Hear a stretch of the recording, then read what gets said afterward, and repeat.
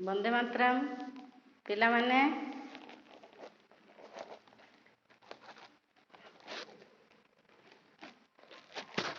आज तुम मानकर ऑनलाइन शिक्षादान कार्यक्रम को स्वागत करुछि। शिक्षादान पूर्व करुणामयी माँ परम प्रभु श्री अरविंद चरण कमल एक मिनिट ध्यान प्रार्थना करवा। तापर आम विषय वस्तु को जीवा सप्तम श्रेणी इतिहास पढ़ा। प्रथमे माँ को पाखरे एक मिनिट ध्यान प्रार्थना करवा।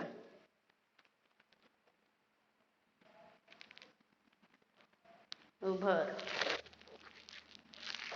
तुम मैंने षष्ठ श्रेणी इतिहास पढ़ी पिला माने एबे आमे सप्तम श्रेणी इतिहास पढ़ा। प्रथमे हजार वर्ष मध्य नक्शा बदल जाए।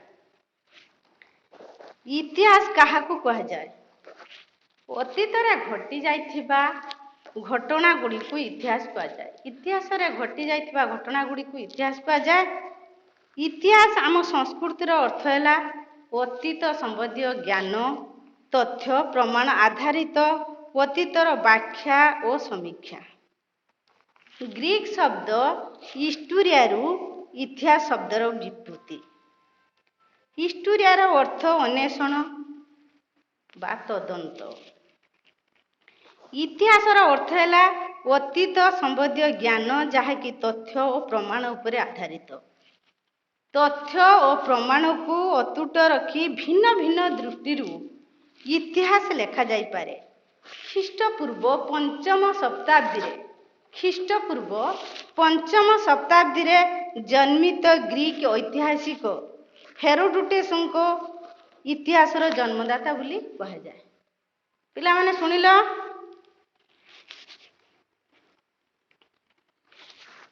हजार वर्ष मध्य नक्शा बदल जाए। मानचित्र 1 और 2 को देख। प्रथम मानचित्रटी 1154 मसीह प्रथम मानचित्रटी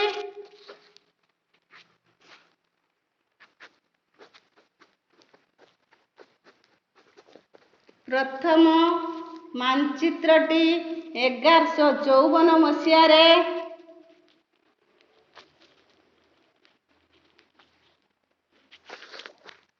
1154 मसीह वो आरब भूगोलविद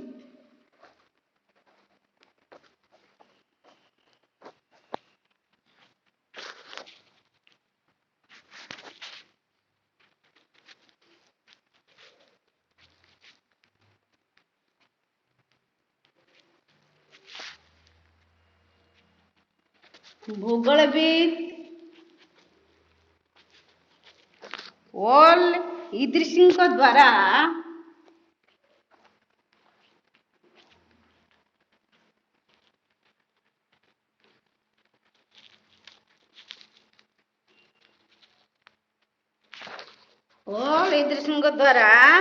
तैयारी होइथिला।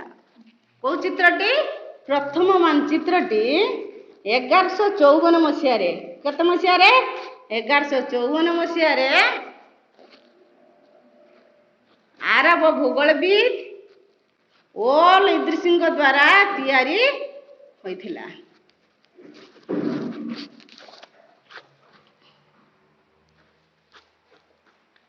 जो खंडटी एठारे प्रदर्शित होइछि ता विराट पृथ्वी मानचित्र को भारत उपमहादेश खंडरे टेक्निक विवरणी। प्रथम मानचित्रटी केते मसीह 1154 मसीह आरब भूगोलविद वॉल इद्रिसिंग द्वारा तैयारी होइथिला। द्वितीय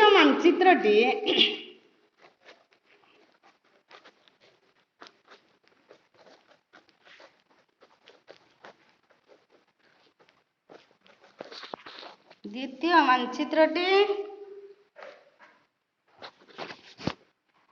फ्रांस देशर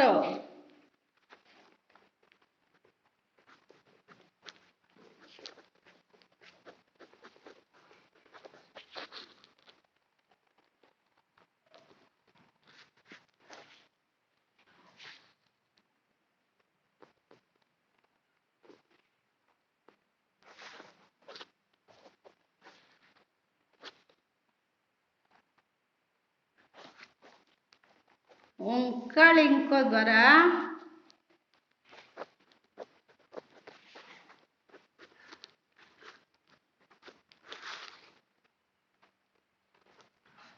ଅଙ୍କାଳୀଙ୍କ ଦ୍ୱାରା 1720 ମସିହାରେ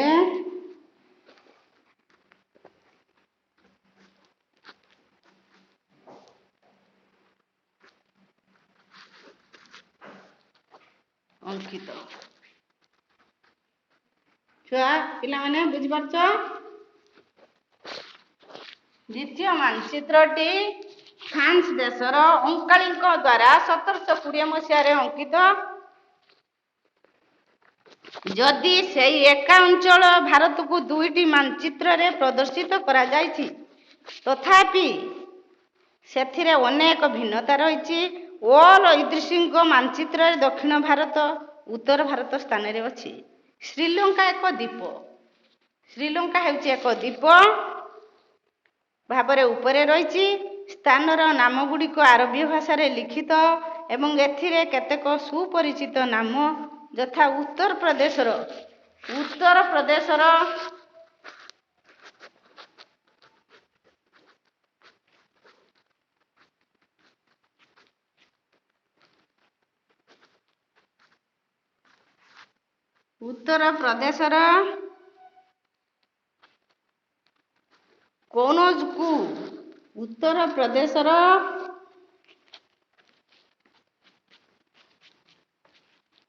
କନୌଜକୁ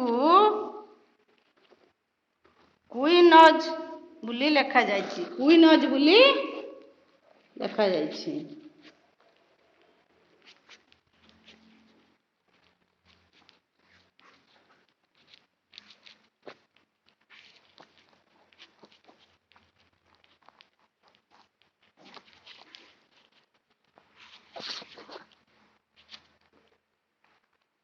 ପିଲାମାନେ ଶୁଣୁଛ? ଉତ୍ତର ପ୍ରଦେଶର କନୌଜକୁ କୁଇନଜ ବୋଲି ଲେଖାଯାଇଛି। ଦ୍ୱିତୀୟ ମାনଚିତ୍ରଟି ପ୍ରଥମ ମାନଚିତ୍ରର ଅଙ୍କା ହେବାର 6 ବର୍ଷ ପରେ ତିଆରି ହୋଇଥିଲା। କେତେ ବର୍ଷ ପରେ?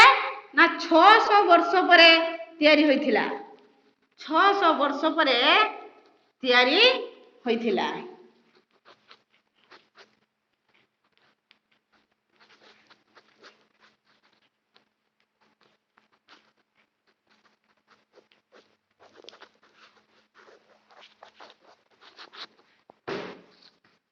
ଦ୍ୱିତୀୟ ମାନଚିତ୍ରରେ ପ୍ରଥମ ମାନଚିତ୍ର ଅଙ୍କା ହେବାର 600 ବର୍ଷ ପରେ ତିଆରି ହୋଇଛି।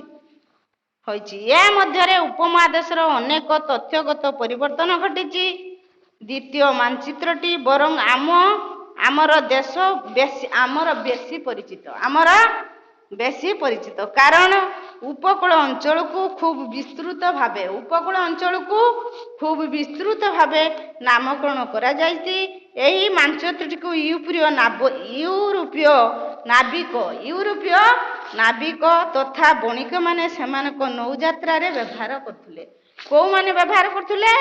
ନା ୟୁରୋପୀୟ ନାବିକ ତଥା ବଣିକମାନେ ସେମାନଙ୍କ ନୌଯାତ୍ରାରେ ବ୍ୟବହାର କରୁଥିଲେ।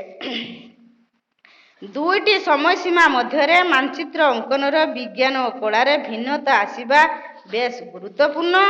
ଯେତେବେଳେ ଐତିହାସିକମାନେ ଅତୀତରେ ନଥିପତ୍ର, ମାନଚିତ୍ର, ବିଷୟବସ୍ତୁ ଇତ୍ୟାଦି ପଢ଼ନ୍ତି, ସେତେବେଳେ ଏହି ସ୍ପର୍ଶକାତର ଐତିହାସିକ ଭିତ୍ତିଭୂମି ବା ବିଷୟବସ୍ତୁ ଖୁବ୍ ଗୁରୁତ୍ୱ ଦେଇ ବିଚାର କରନ୍ତି, କାରଣ ଏଥିରୁ ଇତିହାସର ଖିଅ ମିଳିଯାଏ। ନୂଆ ଓ ପୁରୁଣା ସଂଜ୍ଞା ବା ପରିଭାଷା।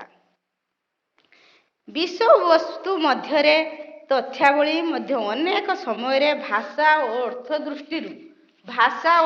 ଦୃଷ୍ଟିରୁ ବଦଳିଯାଏ। ଐତିହାସିକ ତଥ୍ୟଗୁଡ଼ିକୁ ଅନେକ ଭାଷାରୁ ଆସୁଥିବାରୁ ସମୟ ଅନୁସାରେ ସେ ଭାଷାର ତତ୍କାଳୀନ ଅର୍ଥ ବଦଳିଗଲେ ତଥ୍ୟ ବି ବଦଳିଯାଏ। ମଧ୍ୟଯୁଗର ପାର୍ସୀ ଭାଷା ଆଧୁନିକ ପାର୍ସୀ ଭାଷାରୁ ଭିନ୍ନ। ଏହି ଭିନ୍ନତା କେବଳ ଶବ୍ଦଗତ ବା ବ୍ୟାକରଣଗତ ନୁହେଁ, ବରଂ ଶବ୍ଦାର୍ଥ ମଧ୍ୟ ସମୟ ଅନୁସାରେ ବଦଳି ଯାଇଛି। ଉଦାହରଣ ସ୍ୱରୂପ ଗୋଟିଏ ଶବ୍ଦ ହିନ୍ଦୁସ୍ତାନ ନିଆଯାଉ। ଆଧୁନିକ ଯୁଗରେ ଏହାର ଅର୍ଥ ଭାରତବର୍ଷ। ହିନ୍ଦୁସ୍ତାନର ଆଧୁନିକ ଯୁଗରେ ଏହାର ଅର୍ଥ ହେଇଥିଲା ଭାରତବର୍ଷ। କିନ୍ତୁ ତ୍ରୟୋଦଶ ଶତାବ୍ଦୀରେ ପାର୍ସୀ ଇତିହାସ ଲେଖକ ମିନହଜ-ଇ-ସିରିଜ ଲେଖିଥିବା ହିନ୍ଦୁସ୍ତାନ ଅର୍ଥ ପଞ୍ଜାବ, ହରିୟାଣା ଏବଂ ଗଙ୍ଗା ଯମୁନାର ମଧ୍ୟବର୍ତ୍ତୀ ଅଞ୍ଚଳକୁ ବୁଝାଉଥିଲା। ସେ ଏହାକୁ ରାଜନୈତିକ ଦୃଷ୍ଟିକୋଣରୁ ଦିଲ୍ଲୀ ସୁଲତାନଙ୍କ ଅଧିକୃତ ଅଞ୍ଚଳକୁ ବୁଝାଇଥିଲେ। ଧୀରେ ଧୀରେ ଏହି ଶବ୍ଦଟି ସୁଲତାନଙ୍କ ଅଧିକୃତ ଅଞ୍ଚଳକୁ ବୁଝାଇଲା, କିନ୍ତୁ ଦକ୍ଷିଣ ଭାରତ ଏହାର ଅନ୍ତର୍ଗତ ନଥିଲା। ଅପରପକ୍ଷରେ ଷୋଡ଼ଶ ଶତାବ୍ଦୀରେ, କେତେ ଶତାବ୍ଦୀରେ ଛୁଆ? ନା ଷୋଡ଼ଶ ଶତାବ୍ଦୀରେ ବାବର ଏହି ହିନ୍ଦୁସ୍ତାନର ଅର୍ଥ କହିଲେ ଉପମହାଦେଶର ଭୌଗୋଳିକ ସୀମା। ଏହା ଜୀବଜନ୍ତୁ ଏବଂ ପରମ୍ପରାକୁ ବୁଝାଇଲେ। ପରବର୍ତ୍ତୀ କାଳରେ ଆମେ ଦେଖିଲେ ଚତୁର୍ଦ୍ଦଶ ଶତାବ୍ଦୀରେ, କେତେ ଶତାବ୍ଦୀରେ? ନା ଚତୁର୍ଦ୍ଦଶ ଶତାବ୍ଦୀରେ କବି ଅମୀର ଖୁସ୍ ହିନ୍ଦ ଶବ୍ଦକୁ ସେହି ଉଦ୍ଦେଶ୍ୟରେ ବ୍ୟବହାର କରୁଥିଲେ। ଯଦିଓ ସେତେବେଳେ ଭୌଗୋଳିକ ଓ ପାରମ୍ପରିକ ଦୃଷ୍ଟିରୁ ଏହା ଭାରତବର୍ଷର ଅର୍ଥ ପାଖାପାଖି ଥିଲା, କିନ୍ତୁ ଆଧୁନିକ ଭାରତ କହିଲେ ରାଜନୈତିକ ଓ ଜାତୀୟ ସ୍ତରରେ ଆମେ ବ୍ୟବହାର କରୁଥିବା ଏହାର ଅର୍ଥ ସହ ତା ସମାନ ନଥିଲା। ଆଜିକାଲି ଐତିହାସିକମାନେ ବ୍ୟବହାର କରୁଥିବା ଶବ୍ଦର ସଂଜ୍ଞାକୁ ଅତି ଯତ୍ନର ସହ ବିଚାର କରୁଛନ୍ତି, ଯେହେତୁ ଏଗୁଡ଼ିକ ଅତୀତରେ ଭିନ୍ନ ଭିନ୍ନ ଅର୍ଥ ସୃଷ୍ଟି କରୁଥିଲା। ଅନ୍ୟ ଗୋଟିଏ ଶବ୍ଦର ଉଦାହରଣ ନିଆଯାଉ, ଯଥା ବିଦେଶୀ ଫରେନର। ଆଜି ଏହାର ଅର୍ଥ ଯିଏ ଭାରତୀୟ ନୁହେଁ।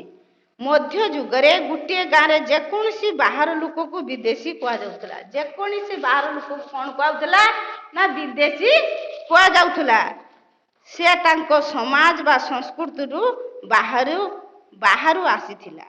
ହିନ୍ଦୀରେ ଆମେ ତାକୁ ପରଦେଶୀ ଓ ପାର୍ସୀରେ ଅଜନବୀ କହିପାରିବା। ତେଣୁ ଏକ ନଗରବାସୀ ଆଦିବାସୀ ଅଞ୍ଚଳରେ ବିଦେଶୀ ରୂପେ ପରିଚିତ ହେଉଥିଲା, କିନ୍ତୁ ଗୋଟିଏ ଗ୍ରାମର 2 ଜଣ କୃଷକ ପରସ୍ପର ବିଦେଶୀ ନଥିଲେ, ଯଦିଓ ସେମାନଙ୍କର ଧର୍ମ ଜାତି ଅଲଗା ଥିଲା। କ'ଣ ଥିଲା? ଧର୍ମ ଜାତି ଅଲଗା ଥିଲା।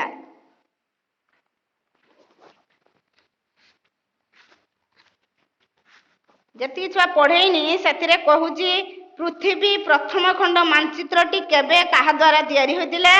ପୃଥିବୀ ମାନଚିତ୍ରଟି କେବେ କାହା ଦ୍ୱାରା ତିଆରି ହୋଇଥିଲା? ପ୍ରଥମ ମାନଚିତ୍ରଟି ମନେ ରଖିଲ 1154 ମସିହାରେ ତିଆରି ହୋଇଥିଲା। ତାହେଲେ ଓଲ୍ ଇଦ୍ରିସ୍ଙ୍କ ମାନଚିତ୍ରରେ କ'ଣ ସ୍ଥାନିତ ଅଛି? ଓଲ୍ ଇଦ୍ରିସ୍ଙ୍କ ମାନଚିତ୍ରରେ କ'ଣ ସ୍ଥାନିତ ଅଛି? ନା ଦକ୍ଷିଣ ଭାରତ ଉତ୍ତର ଭାରତ ସ୍ଥାନରେ ରହିଛି। ଶ୍ରୀଲଙ୍କା ଏକ ଦ୍ୱୀପ ଭାବରେ ଉପରେ ରହିଛି। ମାନଚିତ୍ରରେ ସ୍ଥାନର ନାମଗୁଡ଼ିକ କେଉଁ ଭାଷାରେ ଲିଖିତ? ମାନଚିତ୍ରର ସ୍ଥାନର ନାମଗୁଡ଼ିକ କେଉଁ ଭାଷାରେ ଲିଖିତ? ନା ଆରବୀୟ ଭାଷାରେ। କେଉଁ ଭାଷାରେ? ଆରବୀୟ ଭାଷାରେ।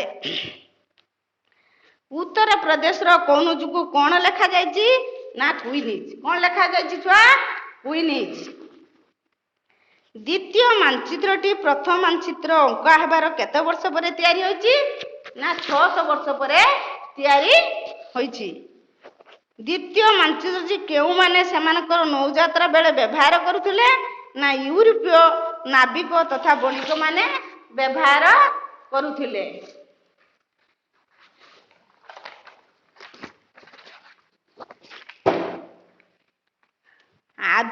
ଆଧୁନିକ ଯୁଗରେ ହିନ୍ଦୁସ୍ତାନର ଅର୍ଥ କ'ଣ? ନା ହିନ୍ଦୁସ୍ତାନର ଅର୍ଥ ହେଲା ଭାରତବର୍ଷ। ହିନ୍ଦୁସ୍ତାନର ଅର୍ଥ ହେଲା ଭାରତବର୍ଷ। ତ୍ରୟୋଦଶ ଶତାବ୍ଦୀରେ ପାର୍ସୀ ଇତିହାସ ଲେଖକ ମିନହଜ-ଇ-ସିରିଜ ଲେଖିଥିବା ହିନ୍ଦୁସ୍ତାନର ଅର୍ଥ କ'ଣ? ନା ପଞ୍ଜାବ, ହରିୟାଣା ଏବଂ ଗଙ୍ଗା ଯମୁନାର ମଧ୍ୟବର୍ତ୍ତୀ ଅଞ୍ଚଳକୁ ବୁଝାଉଥିଲା। ପଞ୍ଜାବ, ହରିୟାଣା ଏବଂ ଗଙ୍ଗା ଯମୁନାର ମଧ୍ୟବର୍ତ୍ତୀ ଅଞ୍ଚଳକୁ ବୁଝାଉଥିଲା। ଅମୀର ଖୁସ୍ କିଏ ଥିଲେ? ଅମୀର ଖୁସ୍ ଚତୁର୍ଦ୍ଦଶ ଶତାବ୍ଦୀର ଜଣେ ବିଶିଷ୍ଟ କବି ଥିଲେ। ଚତୁର୍ଦ୍ଦଶ ଶତାବ୍ଦୀରେ ଜଣେ ବିଶିଷ୍ଟ କବି ଥିଲେ। ମଧ୍ୟଯୁଗର ବିଦେଶୀ କାହାକୁ କୁହାଯାଉଥିଲା? ନା ମଧ୍ୟଯୁଗର ଗୋଟିଏ ଗାଁରେ ଯେକୌଣସି ବାହାର ଲୋକକୁ ବିଦେଶୀ କୁହାଯାଉଥିଲା। ଯେକୌଣସି ବାହାର ଲୋକକୁ ବିଦେଶୀ କୁହାଯାଉଥିଲା। ସଂଗ୍ରହାଳୟ କ'ଣ? ନା ଯେଉଁଠାରେ ସ୍ମରଣୀୟ ଦୁର୍ଲଭ ବସ୍ତୁ, ପାଣ୍ଡୁଲିପି ଏବଂ ଶସ୍ତା ବୀଜଗୁଡ଼ିକୁ ସାଇତି ରଖାଯାଏ। ଆଜିକାଲି ରାଜ୍ୟ ଓ କେନ୍ଦ୍ର ସରକାର ଏଥିରେ ପୁରୁଣା ସରକାରୀ କାଗଜପତ୍ର ଏବଂ ତାର ଅନୁବାଦ ଗୁଡ଼ିକୁ ସାଇତି ରଖୁଛନ୍ତି। ତାହାକୁ ସଂଗ୍ରହାଳୟ କୁହାଯାଉଥିଲା। 700 ରୁ 1750 ମସିହା ମଧ୍ୟରେ ମୂଳ ପାଣ୍ଡୁଲିପି ଗୁଡ଼ିକ କେଉଁମାନେ ସଂଗ୍ରହ କରି ରଖିଯାଇଛନ୍ତି? ନା ଧନୀ ବ୍ୟକ୍ତି, ଶାସକ, ମଠ ବା ମନ୍ଦିରର ମହନ୍ତମାନେ ସଂଗ୍ରହ କରି ରଖିଯାଇଛନ୍ତି। ସେମାନେ ପାଣ୍ଡୁଲିପି ଗୁଡ଼ିକ କେଉଁଠାରେ ସାଇତି ରଖିଛନ୍ତି? ନା ପାଠାଗାର ବା ଅଭିଲେଖରେ ସାଇତି ରଖିଛନ୍ତି। 700 ରୁ 1750 ମସିହା ସମୟ ସୀମା ମଧ୍ୟରେ କି ପରିବର୍ତ୍ତନ ଆସିଲା? ନା ଏହି ସମୟରେ ନୂଆ ଯନ୍ତ୍ରପାତିର ଅଭ୍ୟୁଦୟ ଘଟିଛି, ଯଥା ଜଳସେଚନର ପାର୍ସି ଦେଶୀୟ ଚକ, ଲୁଗା ବୁଣାରେ ସୂତାକଟା କଳ, ଯୁଦ୍ଧ କ୍ଷେତ୍ରରେ ଆଗ୍ନେୟାସ୍ତ୍ରର ପ୍ରୟୋଗ। ବିଭିନ୍ନ ପରିବର୍ତ୍ତନ ଘଟିଛି। ଏହି ସମୟ ସୀମା ମଧ୍ୟରେ ମହାଦେଶ ମଧ୍ୟକୁ କି ଖାଦ୍ୟ ପାନୀୟ ପ୍ରବେଶ କରିଛି? ନା ଆଳୁ, ମକା, ଲଙ୍କା, ଚାହା ଏବଂ କଫି। କେଉଁମାନଙ୍କୁ ରାଜପୁତ କୁହାଯାଉଥିଲା? ନା ଅଷ୍ଟମ ଶତାବ୍ଦୀରୁ ଚତୁର୍ଦ୍ଦଶ ଶତାବ୍ଦୀ ମଧ୍ୟରେ କ୍ଷତ୍ରିୟ ଜାତିର ଲୋକ ଯେଉଁମାନେ ଯୁଦ୍ଧରେ ପ୍ରମୁଖ ଭୂମିକା ନେଉଥିଲେ ସେମାନଙ୍କୁ ରାଜପୁତ କୁହାଯାଉଥିଲା। ସେମାନଙ୍କୁ କ'ଣ କୁହାଯାଉଥିଲା? ନା ରାଜପୁତ କୁହାଯାଉଥିଲା। 19ବିଂଶ ଶତାବ୍ଦୀର ମଧ୍ୟଭାଗରେ ବ୍ରିଟିଶ ଐତିହାସିକମାନେ ଭାରତ ଇତିହାସକୁ କେତେ ଭାଗରେ ବିଭକ୍ତ କଲେ ଓ କ'ଣ? ନା 19ବିଂଶ ଶତାବ୍ଦୀରେ ମଧ୍ୟଭାଗରେ ବ୍ରିଟିଶ ଐତିହାସିକମାନେ 3 ଭାଗରେ ବିଭକ୍ତ କଲେ, ଯଥା ହିନ୍ଦୁ, ମୁସଲିମ ଓ ବ୍ରିଟିଶ। ଶିଆ ଓ ସୁନ୍ନି କ'ଣ? ନା ମୁସଲମାନ ଧର୍ମର ଏକ ଶାଖା। ଶିଆ ମୁସଲିମ ଯେଉଁମାନେ ବିଶ୍ୱାସ କରନ୍ତି ଯେ ମହମ୍ମଦଙ୍କ ଜାମାତା ଆଲି ହେଉଛନ୍ତି ଯଥାର୍ଥ ମୁସଲିମ ସମ୍ପ୍ରଦାୟର ନେତା। ଅନେକ ଶାଖା ସୁନ୍ନି ମୁସଲିମ ଯେଉଁମାନେ ପ୍ରାରମ୍ଭିକ ଅବସ୍ଥାରେ ଆସିଥିବା ନେତା ଖଲିଫାମାନଙ୍କୁ ଏବଂ ତା ପରବର୍ତ୍ତୀ ଖଲିଫାମାନଙ୍କୁ ଗ୍ରହଣ କରନ୍ତି।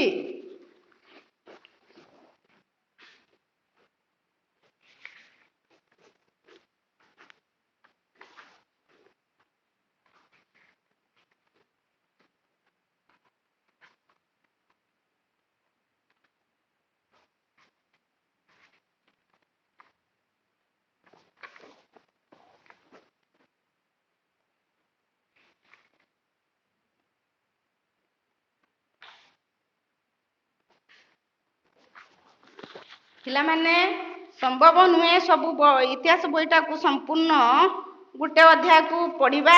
ତେଣୁ ସବୁ ଠିକ୍ ଇଏରେ ମୁଁ କହିଲି, ଯେଗୁଡ଼ାକ ଦରକାର ସେଗୁଡ଼ା କହିଲି। ତାପରେ ତୁମେମାନେ ବହି ପ୍ରଶ୍ନମାଳୀ ସବୁ କରିବ ଉତ୍ତର।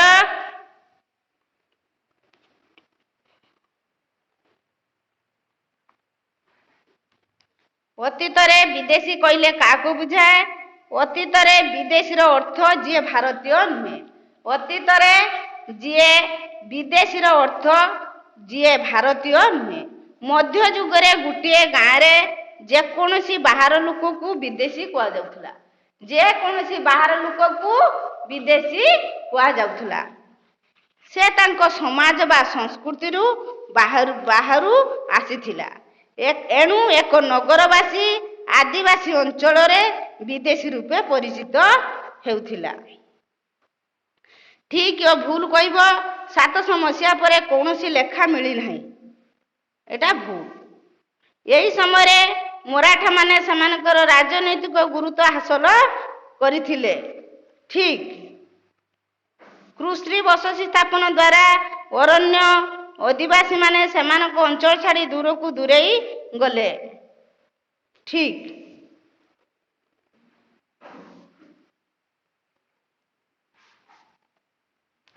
ସୁଲତାନ ଗିୟାସୁଦ୍ଦିନ ବଲବନ ଆସାମ, ମଣିପୁର ଓ କାଶ୍ମୀରକୁ ତାଙ୍କ ଅଧୀନକୁ ଆଣିଥିଲେ।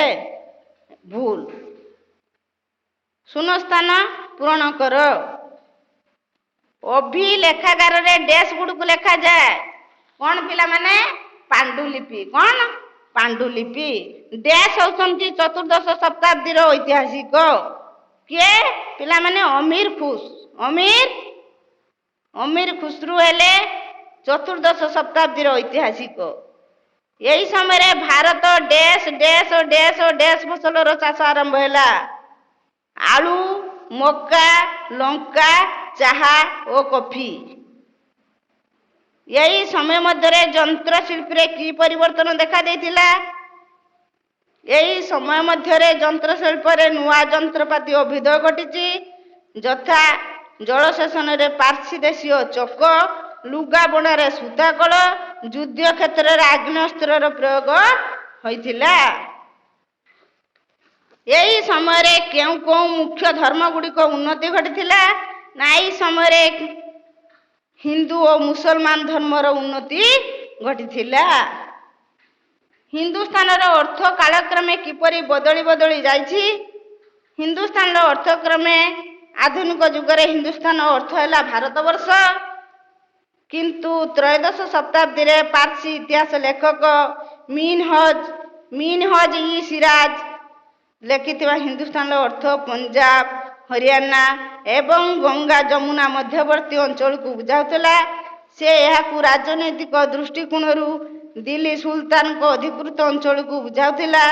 ଧୀରେ ଧୀରେ ଏହି ଶବ୍ଦଟି ସୁଲତାନଙ୍କ ଅଧିକୃତ ଅଞ୍ଚଳକୁ ବୁଝାଇଲା, କିନ୍ତୁ ଦକ୍ଷିଣ ଭାରତ ଏହାର ଅନ୍ତର୍ଗତ ନଥିଲା।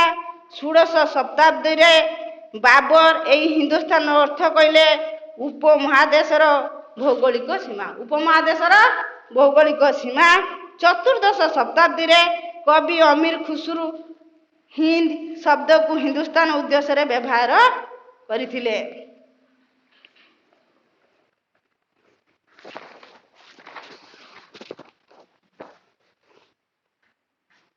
ଜାତି ଉପଜାତି ମାନେ କିପରି ପରିଚାଳିତ ହେଉଥିଲେ? ନା ସମାଜରେ କାର୍ଯ୍ୟ କରିବାର ଭିନ୍ନତା ନୂଆ ନୂଆ ଜାତିକୁ ଜନ୍ମ ଦେଲା। ସେମାନଙ୍କର ଉତ୍ପାଦନ ଓ ପେଶା ଅନୁସାରେ ଜାତି ଉପଜାତି ସୃଷ୍ଟି ହେଲା। ଏହି ବିଭାଗ ସ୍ଥାୟୀ ନଥିଲା। ଏହା ସେମାନଙ୍କର କ୍ଷମତା, ପ୍ରଭାବ ଓ ଅଧିକାର କରିଥିବା ସମ୍ପଦ ଅନୁସାରେ ସ୍ଥିର ହେଉଥିଲା। କ'ଣ ହେଉଥିଲା? ନା ସ୍ଥିର ହେଉଥିଲା। ଏହି ଜାତିମାନେ ସେମାନଙ୍କର ନିଜର ନୀତି ନିୟମ ପ୍ରଣୟନ କଲେ। ଏହି ନିୟମ ଗୁଡ଼ିକ ସର୍ଦ୍ଦାରଙ୍କ ମିଳିତ ବୈଠକରେ ସ୍ଥିର ହେଉଥିଲା। ଏହି ଜାତିକୁ ପଞ୍ଚାୟତ କୁହାଯାଉଥିଲା। ଏହି ଜାତିକୁ ଅନେକ ଗୁଡ଼ିଏ ଗ୍ରାମ ସେମାନଙ୍କର ସାମନ୍ତ ବା ସର୍ଦ୍ଦାରମାନଙ୍କ ଦ୍ୱାରା ଚାଲୁଥିଲା। ସର୍ବ ଅଞ୍ଚଳ ସାମ୍ରାଜ୍ୟ କହିଲେ କ'ଣ ବୁଝ? ଅଷ୍ଟାଦଶ ଶତାବ୍ଦୀରେ ମୁଗଲ ସାମ୍ରାଜ୍ୟ ପତନ ହେଲା। ପୁନର୍ବାର ଛୋଟ ଛୋଟ ରାଜ୍ୟଗୁଡ଼ିକ ମୁଣ୍ଡ ଟେକି ଉଠିଲା। ସାମ୍ରାଜ୍ୟବାଦର ପ୍ରଭାବରୁ ସର୍ବ ଅଞ୍ଚଳ ଭିତ୍ତିକ ଶାସନ ଅଞ୍ଚଳବାଦର ଧାରଣାକୁ ବଦଳାଇ ଦେଲା। ସମସ୍ତ ଉପମହାଦେଶରେ ଉତ୍ତରାଧିକାର ସୂତ୍ରରେ ତିଷ୍ଠି ରହିଥିବା ଅଞ୍ଚଳଗୁଡ଼ିକୁ ବଡ଼ ସାନ ରାଜ୍ୟର ଆକାର ଧାରଣ କଲା। ସେମାନେ ଶାସନ ନିଜ ହାତକୁ ନେଲେ। ସେହି ସମୟରେ ଗଢ଼ି ଉଠିଥିବା କିଛି ସାମ୍ରାଜ୍ୟ ଯଥା ଚୋଳ, ଖିଲଜି, ତୁଗଲକ ଏବଂ ମୁଗଲ ସାମ୍ରାଜ୍ୟ ଏଗୁଡ଼ିକ ସର୍ବ ଆଞ୍ଚଳିକ ସାମ୍ରାଜ୍ୟ କହିପାରିବା। ପାଣ୍ଡୁଲିପି ଓ ଲେଖା ଗୁଡ଼ିକ ଅନୁଧ୍ୟାନ ବେଳେ ଐତିହାସିକମାନେ କି ଅସୁବିଧାର ସମ୍ମୁଖୀନ ହୁଅନ୍ତି? ସେତେବେଳେ ଛାପାଖାନା ପ୍ରାୟ ନଥିଲା। ସେତେବେଳେ କ'ଣ ନଥିଲା? ନା ଛାପାଖାନା ପ୍ରାୟ ନଥିଲା। ତେଣୁ ମୋହରିର କିରାଣୀ ବା ନକଲକାରୀ ମାନେ ସେ ପାଣ୍ଡୁଲିପି ଗୁଡ଼ିକୁ ଦେଖି ହାତରେ ଲେଖୁଥିଲେ। ଲିଖନକାରୀ ଲେଖିଲା ବେଳେ ସାମାନ୍ୟ କିଛି କିଛି ପରିବର୍ତ୍ତନ କରିଦିଅନ୍ତି। ଏଠି ଗୋଟିଏ ଶବ୍ଦ, ଅନ୍ୟ କେଉଁଠି ବାକ୍ୟଟିଏ। ଶହ ଶହ ବର୍ଷ ଧରି ଏପରି ନକଲ କରିବା ମଧ୍ୟରେ ମୂଳ ପାଣ୍ଡୁଲିପି ଠାରୁ ମିଳିଥିବା ନକଲ ହାତଲେଖା ଠାରୁ ଅନେକ ଛାଡ଼ିଯାଏ। କାରଣ ମୂଳ ପାଣ୍ଡୁଲିପି ପାଇବା କଷ୍ଟ। ତେଣୁ ଐତିହାସିକମାନଙ୍କୁ କୌଣସି ଏକ ଲେଖାର ଭିନ୍ନ ଭିନ୍ନ ନକଲ ସଂଗ୍ରହ କରିବାକୁ ପଡ଼େ ଏବଂ ମୂଳ ଲେଖାର ବର୍ଣ୍ଣନା ଅନୁମାନ ଉପରେ ହୋଇଥାଏ।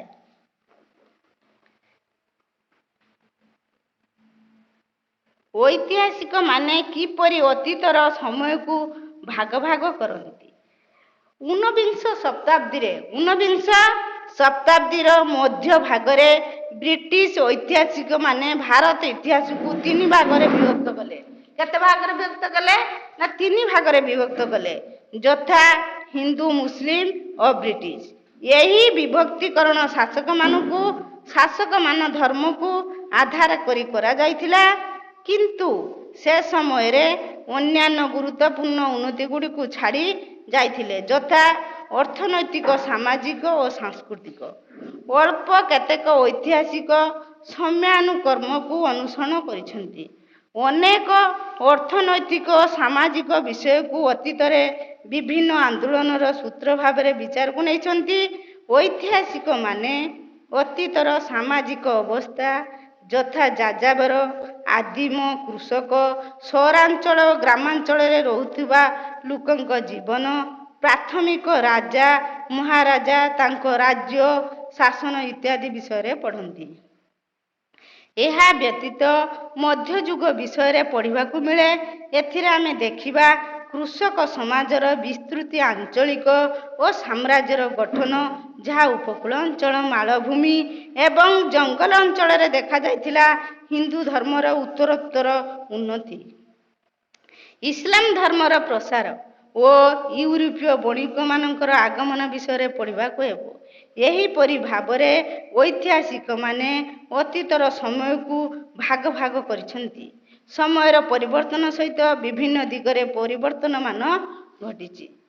ପିଲାମାନେ, ଆଜି ପ୍ରଥମ ବିଷୟର ମୁଁ ଏଇଟାକୁ ବହି ପ୍ରଶ୍ନ ଉତ୍ତର କହିଦେଲି। ତାପରେ ଆମେ ଦ୍ୱିତୀୟ ବିଷୟକୁ ଯିବା।